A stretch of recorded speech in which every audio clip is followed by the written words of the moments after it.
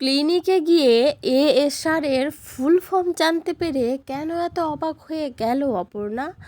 কি আমরা যেটা সন্দেহ করছিলাম সেটাই কি তাহলে সত্যি হলো? পুরোটা জানতে ভিডিওটিতে লাইক দিয়ে চ্যানেলটা সাবস্ক্রাইব করে দেখতে থাকুন।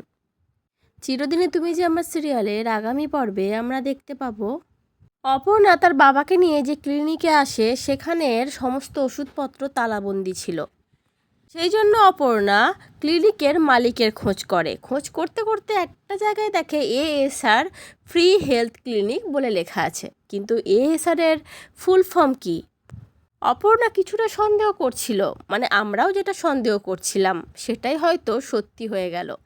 একজনকে জিজ্ঞেস করলো যে এএসআর এর মানে কি, এটার মালিকের নাম কি এই ক্লিনিকটার?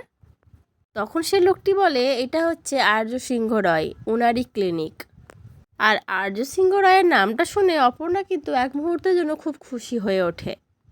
অপর্ণা ভাবতে থাকে, আমি যেখানেই যাই, আমি যেখানেই বিপদে পড়ি, সবসময় আপনারই ছোঁয়া পাই সব জায়গায়। কেন বলুন তো? আমি ঘন্টা মিনিট সেকেন্ড গুনছি স্যার, আপনি কবে আসবেন আমাকে নিয়ে যেতে? আপনি আসবেন তো স্যার আমাকে নিয়ে যেতে? আমি যে আপনার অপেক্ষাতেই আছি। অপর্ণা যে আর্যকে ভুল বুঝে চলে আসেনি সেটা তো আমরা বুঝতে পারছি, না হলে হয়তো অপর্ণা এইভাবে আর্য স্যারের জন্য অপেক্ষা করতো না যে আর্য স্যার কবে আসবে, এসে তাকে নিয়ে যাবে। তো বন্ধুরা, কি মনে হচ্ছে আর্য স্যার কি আদৌ আসবে অপর্ণাকে নিয়ে যেতে?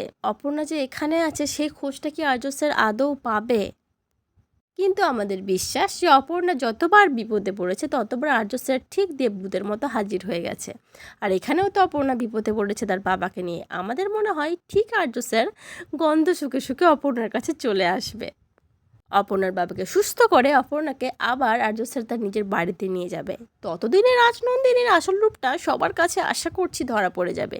কি তাই তো বন্ধুরা, তোমাদের আজকের পর্বটা কেমন লাগলো অবশ্যই কমেন্ট করে জানিও। পরবর্তী আপডেট নিয়ে তাড়াতাড়ি আসছি, সঙ্গে থেকো, সাথে থেকো, চ্যানেলটা সাবস্ক্রাইব করে দিও। ধন্যবাদ।